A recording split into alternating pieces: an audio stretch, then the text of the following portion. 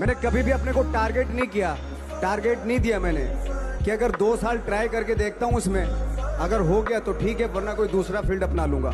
ऐसा कभी नहीं। जिस चीज का पैशन होता है, जज्बा होता है, अगर आप दिल से चाह लो ना तो पूरी दुनिया झुक जाती है उसके ऊपर। उसको पूरा करने के लिए पूरी कायनात एक हो जाती है कि इस आदमी की जिद के लिए, इस आदमी की जिद के आगे झुकना पड़ेगा, और पूरी दुनिया झुकती है आपकी जिद के आगे। लेकिन आपको जिद्दी होना पड़ता है, आपको बहुत सारे सेक्रीफाइस भी करने पड़ते हैं, क्योंकि ये आपने चाहा है।